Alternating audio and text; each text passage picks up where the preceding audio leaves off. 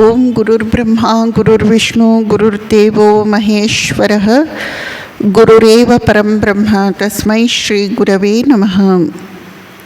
ಓಂ ನಮಃ ಶ್ರೀ ಯತಿರಾಜಾಯ ವಿವೇಕಾನಂದ ಸೂರಯೇ ಸಚ್ಚಿತ್ ಸುಖ ಸ್ವರೂಪಾಯ ಸ್ವಾಮಿನೇ ತಾಪಹಾರಿಣಿ.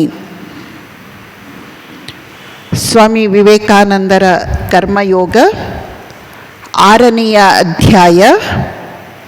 ನಾನ್-ಅಟ್ಯಾಚ್ಮೆಂಟ್ is complete self abnegation. Nonattachment is complete self abnegation. ಅನಾಸಕ್ತಿ ಎಂದು ಹೇಳಿದಾಗ ಅದು ಪರಿಪೂರ್ಣ ಆತ್ಮ ಬಲಿದಾನ. ಅನಾಸಕ್ತಿ ಎಂದು ಹೇಳಿದಾಗ ಅದು ಪರಿಪೂರ್ಣ ಆತ್ಮ ಬಲಿದಾನ. ಬಲಿದಾನ ಅಂದ್ರೇನು? ಬಲಿ ಚಕ್ರವರ್ತಿ ಹೇಗೆ ತನ್ನನ್ನು ತಾನು ತನ್ನದೆನ್ನುವ ಸರ್ವಸ್ವವನ್ನೂ ಕೊಟ್ಟನು, ಹಾಗೆಂದ್ರೇನು? ಪರಿಪೂರ್ಣ ನಿಸ್ವಾರ್ಥತೆ. ಆತ್ಮ ಬಲಿದಾನ ಎಂದು ಹೇಳಿದಾಗ ಪರಿಪೂರ್ಣ ನಿಸ್ವಾರ್ಥತೆ. ಸ್ವಾಮೀಜಿ ಹೇಳ್ತಾರೆ, ನಾವು ಯಾವುದೇ ಒಂದು ಕೆಲಸವನ್ನು ಮಾಡಿದಾಗ ಅದು ನಾವು ನನಗಾಗಿ ಅಂತ ಮಾಡಲಿ, ಎಲ್ಲರಿಗಾಗಿ ಅಂತ ಮಾಡಲಿ, ಒಟ್ಟಲ್ಲಿ ನಾವು ಯಾವ ಕೆಲಸ ಮಾಡಿದರೂ ಅದು ಇನ್ನೊಬ್ಬರ ಮೇಲೆ ಪರಿಣಾಮವನ್ನು ಉಂಟು ಮಾಡುತ್ತೆ. ನಾನು ಲೈಟ್ ಹಾಕಿದೆ, ನನಗಷ್ಟೇ ಬೆಳಕು ಸಿಗಲಿಲ್ಲ, ಎಲ್ಲರಿಗೂ ಬೆಳಕು ಸಿಕ್ತು. ನಾನು ಒಬ್ಬ ವಿಜ್ಞಾನಿಯಾಗಿ ಅಣುಬಾಂಬ್ ಪರೀಕ್ಷೆ ಮಾಡಲಿಕ್ಕೆ ಸ್ಫೋಟ ಮಾಡಿದೆ, ನನಗಷ್ಟೇ ಅದರ ರಿಸಲ್ಟ್ ಗೊತ್ತಾಯಿತು ಅಲ್ಲ, ವಾತಾವರಣದ ಮೇಲೆ, ಅಲ್ಲಿನ ಸುತ್ತಲ ಜನಗಳ ಮೇಲೆ ಪರಿಣಾಮ ಉಂಟಾಯಿತು. ಹಾಗೆಂದ್ರೇನು? ನಾವು ಮಾಡುವ ಪ್ರತಿಯೊಂದು ಕೆಲಸ ನಮಗಷ್ಟೇ ಅಲ್ಲ, ಇನ್ನೊಬ್ಬರಿಗೂ ಒಂದು ಪರಿಣಾಮವನ್ನು ಉಂಟು ಮಾಡುತ್ತೆ. ಮೊದಲನೇ ವಿಚಾರ. ಎರಡನೇದಾಗಿ, ಸಾಮಾನ್ಯವಾಗಿ ನಾವು ಜಗತ್ತಿನಲ್ಲಿ ನೋಡುತ್ತೇವೆ, ಯಾರು ಒಳ್ಳೆಯದನ್ನು ಮಾಡ್ತಾನಲ್ಲ ಅವನು ಇನ್ನಷ್ಟು ಮತ್ತಷ್ಟು ಒಳ್ಳೆಯದರ ಕಡೆಗೆ ಹೋಗ್ತಾನೆ. ಯಾರು ಕೆಟ್ಟದನ್ನು ಮಾಡ್ತಾನಲ್ಲ ಅವನು ಇನ್ನಷ್ಟು ಮತ್ತಷ್ಟು ಕೆಟ್ಟದರ ಕಡೆಗೇ ಹೋಗ್ತಿರ್ತಾನೆ.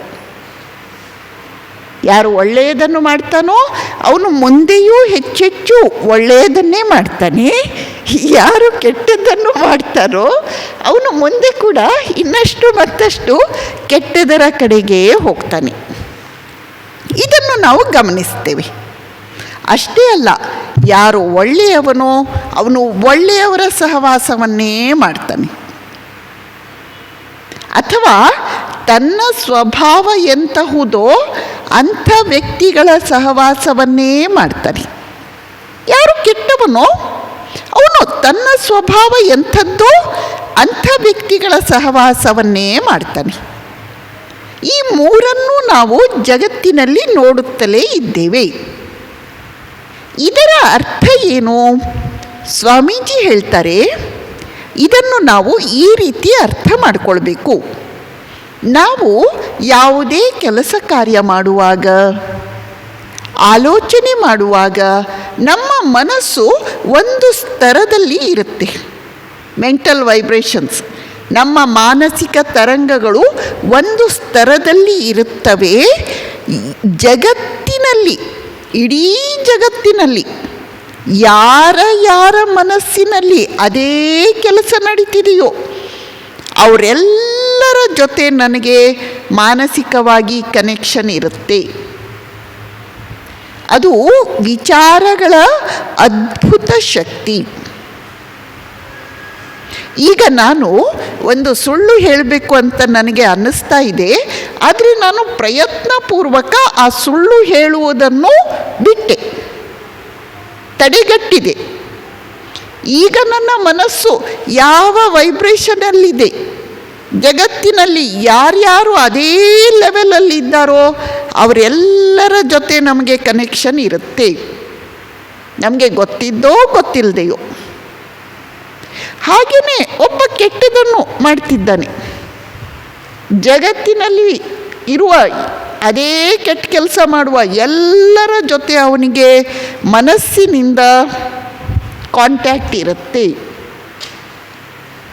ಇದು ಆಲೋಚನೆಗಳ ಪ್ರಚಂಡ ಶಕ್ತಿ.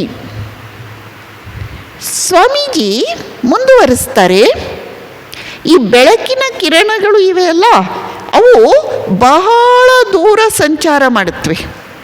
ಸೂರ್ಯನಿಂದ ಭೂಮಿಯ ತನಕ ಬರಲಿಕ್ಕೆ ಸೂರ್ಯ ಕಿರಣಗಳು ಎಷ್ಟು ದೂರ ಬರುತ್ತವೆ, ಎಷ್ಟು ದೂರದಿಂದ ಬರುತ್ತವೆ. ಹೇಗೆ ಬೆಳಕಿನ ಕಿರಣಗಳು ತಮ್ಮ ಗುರಿಯನ್ನು ಸೇರುವ ತನಕ ವರ್ಷಾನುಗಟ್ಟಲೆ ಜರ್ನಿ ಮಾಡ್ತಾನೇ ಇರುತ್ತವೆ, ಸಂಚರಿಸುತ್ತಲೇ ಇರುತ್ತವೆ. ಹಾಗೆಯೇ ನಮ್ಮ ಆಲೋಚನೆಗಳು, ನಮ್ಮ ವಿಚಾರಗಳು, ನಮ್ಮ ಮನಸ್ಸಿನಲ್ಲಿ ಮೂಡಿದ ಪ್ರತಿಯೊಂದು ವಿಚಾರ ಹೋಗ್ತಾನೇ ಇರುತ್ತಂತೆ ಇಡೀ ವಿಶ್ವದಲ್ಲಿ. ಎಲ್ಲಿಯ ತನಕ ಹೋಗುತ್ತೆ? ಇದೇ ವಿಚಾರವನ್ನು ಸ್ವೀಕರಿಸಲು ಯೋಗ್ಯರಾದವರು ಯಾರಿದ್ದಾರೋ ಅವರನ್ನು ತಲುಪುವ ತನಕ ಹೋಗ್ತಾನೇ ಇರುತ್ತೆ. ನಮಸ್ಕಾರ.